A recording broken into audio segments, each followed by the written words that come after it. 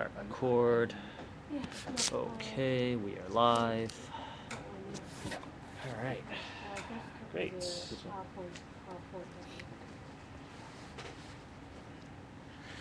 water.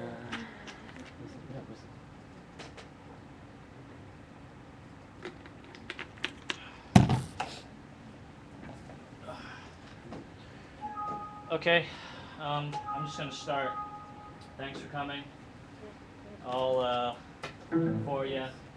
My name's David, and second-year PhD student at the University of Hong Kong. I'm presenting findings from my PhD study on pedagogical technologists. The title of my study is No Lone Rangers, Mutually Beneficial Partnerships in Hong Kong Primary Schools. I've actually changed the title of this presentation to make the findings clearer. If you want, you can find this presentation on my blog. There's also a back channel. Okay, let me provide some background on my research. I study pedagogical technologists. They aren't teachers in a traditional sense, in that they don't have a teaching timetable. They aren't assigned a content area to teach.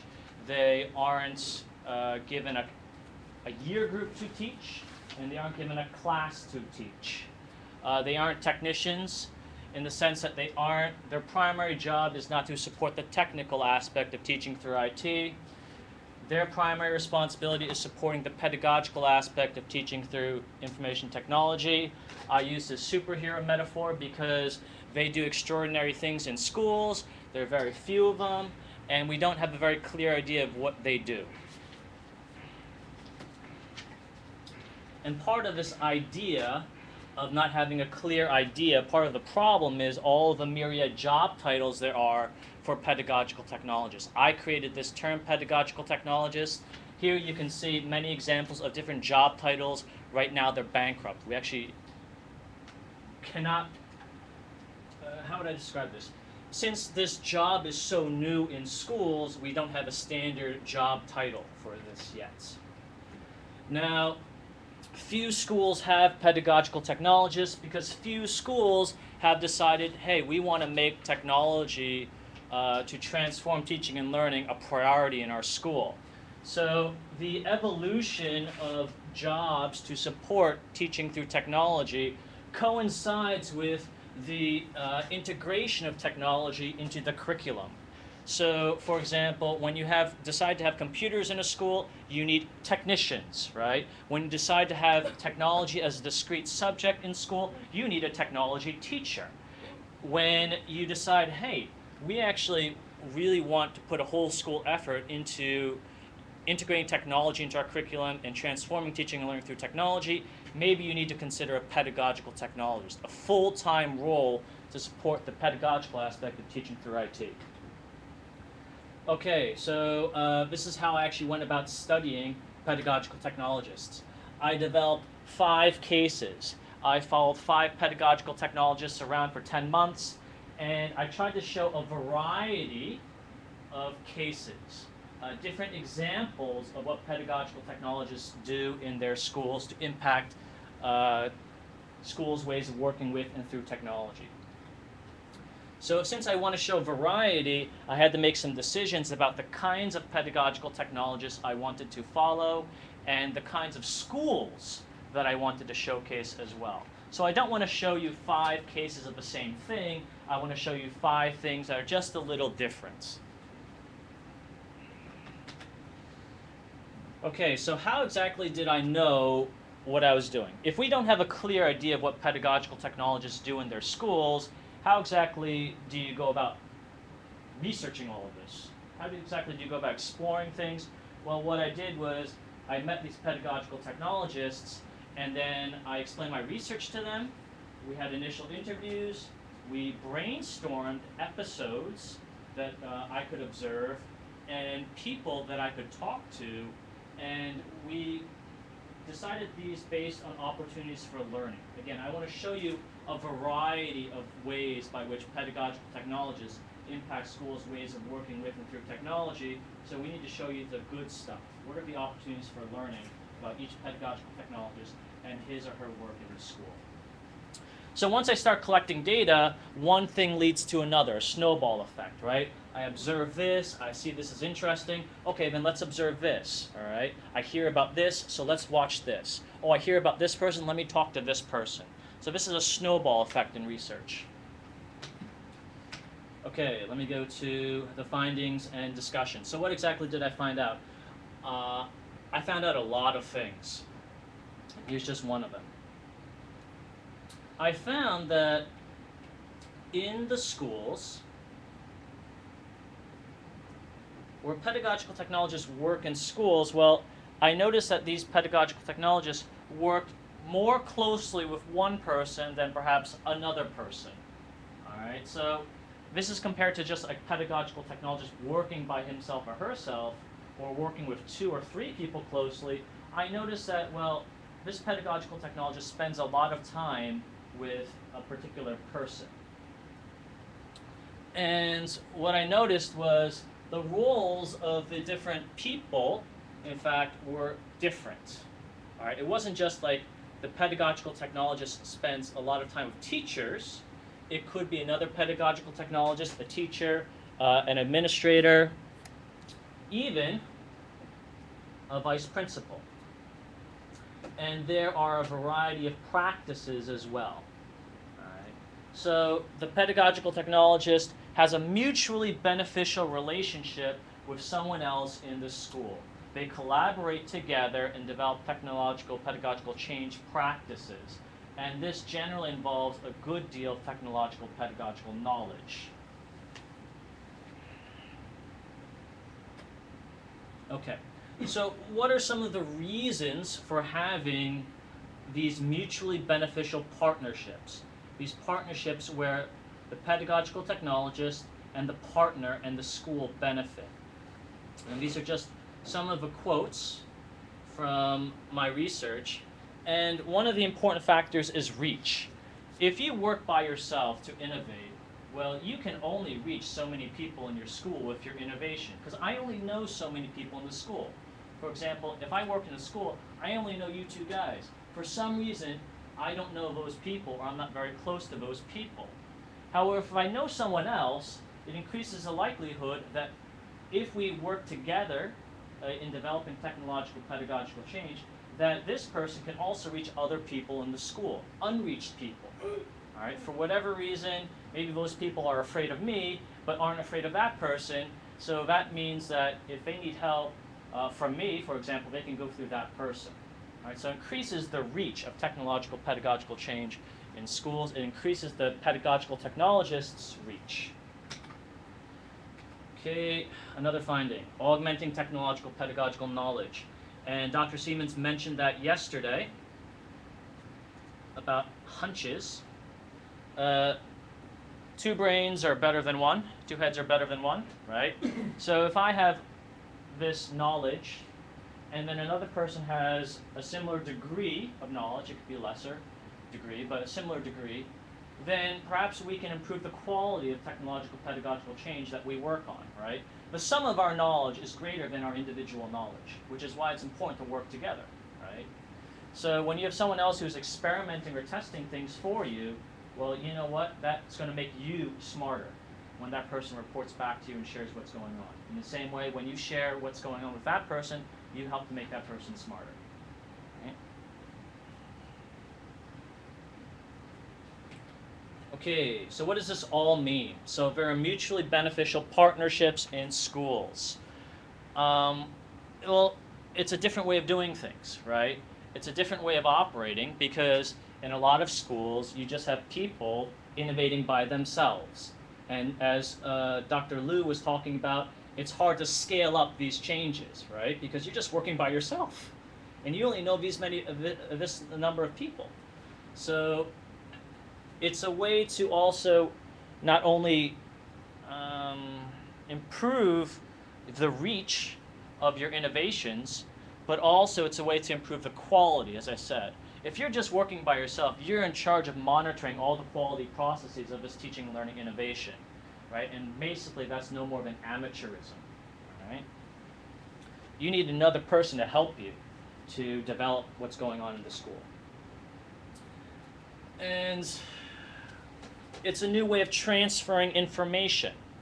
Right now, in most organizations, they operate by silos, top-down command and control approach to change, right? It comes from the top, and we're going to fix everything, and then it gets put on your head, right? But with pedagogical technologists and their partners, well, you can horizontally transfer knowledge. That is, you can meet all sorts of people in the school. It's not just a top-down approach to transferring technological pedagogical change, but a horizontal approach.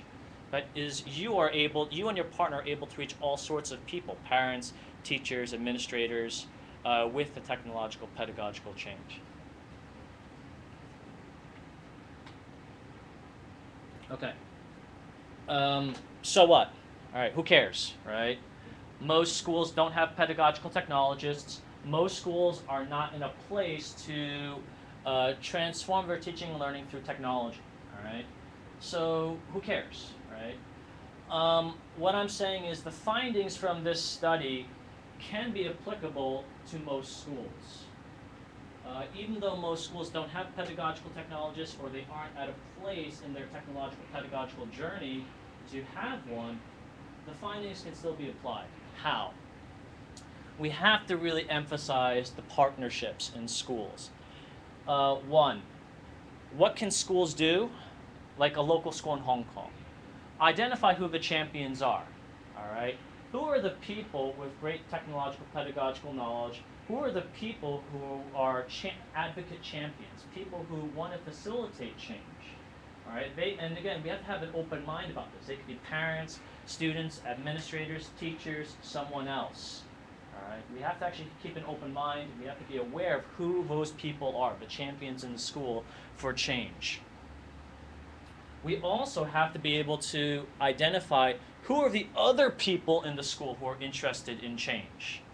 All right, they may not necessarily have all the knowledge, but they're interested in doing more than tinkering with their teaching and learning.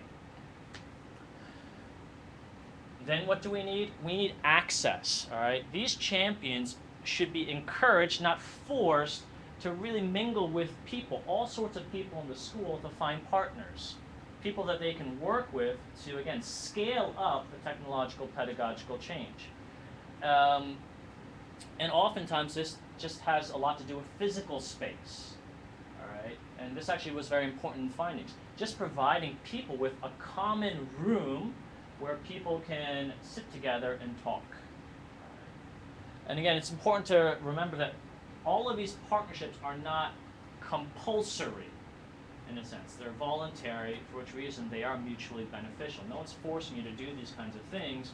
So what do we need to do? We actually need to foster these partnerships by identifying the champions, allowing these champions to meet with each other, and allowing other people in school to find these people in the same way that you allow these people to find other people in the school. All sorts of people in the school. And that often entails having similar physical spaces, putting people together, all sorts of people together. Okay, I'm finished. Questions? David, during the time of your research, have you seen that more of these people are coming to the room? Is this supposed to be spread around? These partnerships. More of these new breed of teachers, you've seen more of them being created or being fostered? Like pedagogical technologists? Yes. During the course of my study, these 10 months, I've met all sorts of people, and even I've met people at this conference who are becoming pedagogical technologists. That is, their schools are deciding, hey, we need a full-time person to support the pedagogical aspect of teaching through IT. It's really exciting. There are schools in Hong Kong and in Asia that are taking this step right now. Would I say unfortunately or coincidentally, they all just happen to be international schools as well. That doesn't mean that local schools can't have pedagogical technologists, right? But again, there are different reasons, right, for why a pedagogical technologist can exist in one place and not in another. But there are more places where pedagogical technologists can exist in Hong Kong and Asia.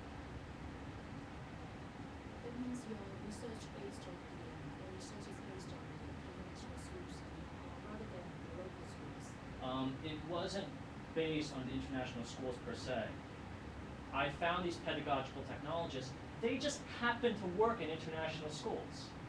So there may be pedagogical technologists in mainstream schools, I just haven't found them yet. But again, if there aren't any, well, we can start to understand how the structure of these schools leads to them being in certain places in their technology development so that they can or they cannot have pedagogical technologists in their schools. But I think that might be a cultural issue here because I think basically when we're talking about managing change, people tend to resist change. Yes. Okay, I think particularly for Chinese culture, and even though if I might let's say if I were a school teacher, and if I'm interested to make changes, but according to Chinese culture, we try to make or create harmonized culture within the school. So if I would like to create changes, then in that case I might create some kind of chaos, inside my division or maybe my school. So I might tend to hide away even though I might like to join and make changes. So that's why I will keep silence. I won't talk to the senior guys. I just keep silent because I find I'm very lonely. Yes. I don't want to create some You're changes a lone ranger. and then Yes. create troubles to my colleagues.